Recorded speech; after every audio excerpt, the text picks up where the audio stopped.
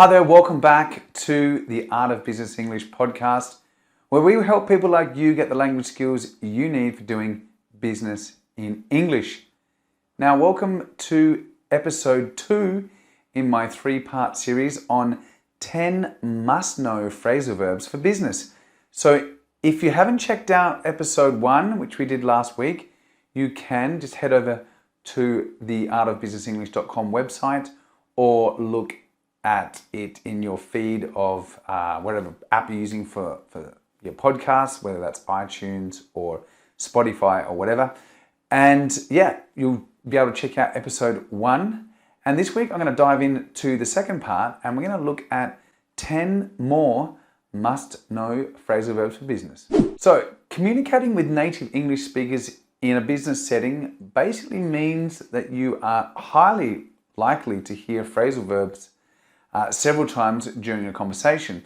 And as I did mention, phrasal verbs can make the conversations difficult to follow for non-native English speakers.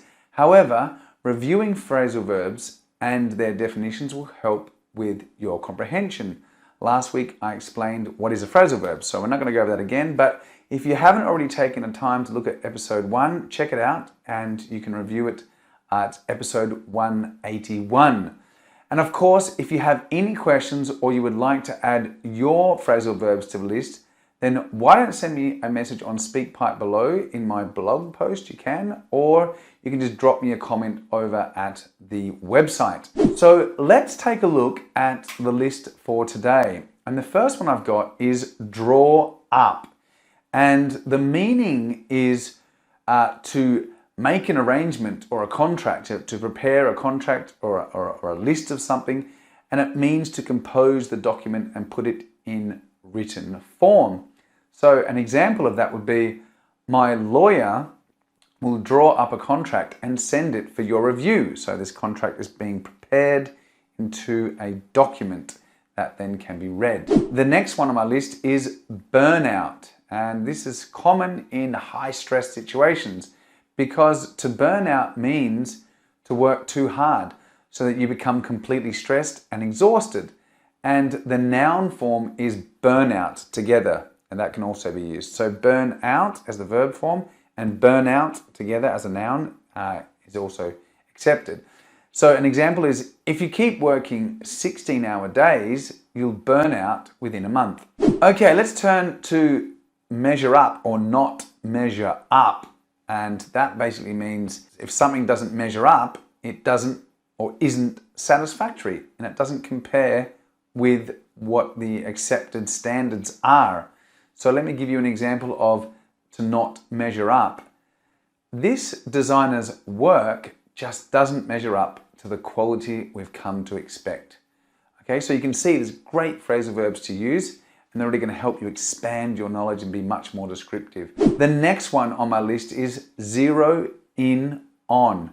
So to zero in on something basically means to focus closely on something. You really have it in a laser target. So an example would be, we've tried a lot of strategies, but we need to zero in on what's actually working. So that's logical, no? You want to focus on what's working. Okay. Another one, lay off, and that is with 2 F's. So the meaning is, if an employee is laid off, they basically lose their job.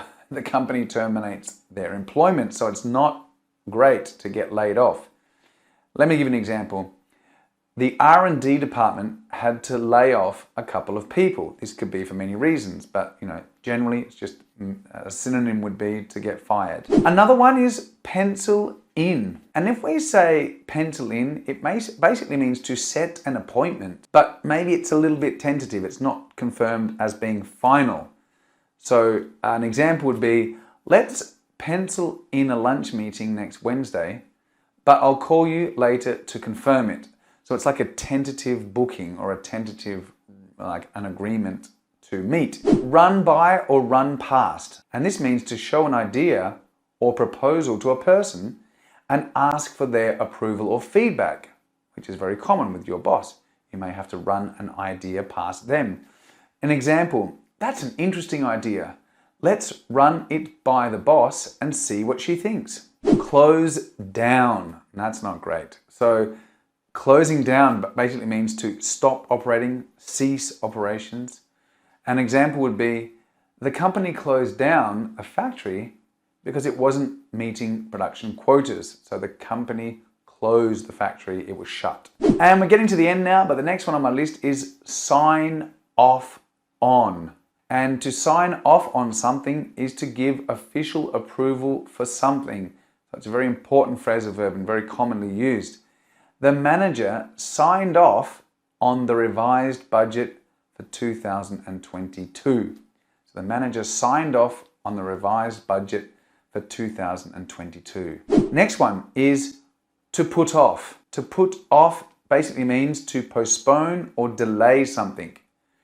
And an example would be, the construction on the new building was put off because of the rain this summer. That's basically it.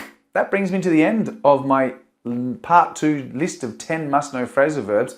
I hope you found this episode of the AOB useful. Now, you know more phrasal verbs which you will surely help you in business, okay? So put those down, make a note of them, and I'm sure that you can put them into your next discussion or written or oral communication. And of course, if you are interested in learning more collocations and expressions and techniques to participate more effectively in meetings, then you can enroll in Confidence in Business Meetings, my premier course on improving your meeting skills. Check out the links over the website. And that's it from me. I'll see you all next week for part 3, the final part of my mini-series into 10 must-know phrasal verbs for doing business. So I'll see you all there. Take care and bye for now.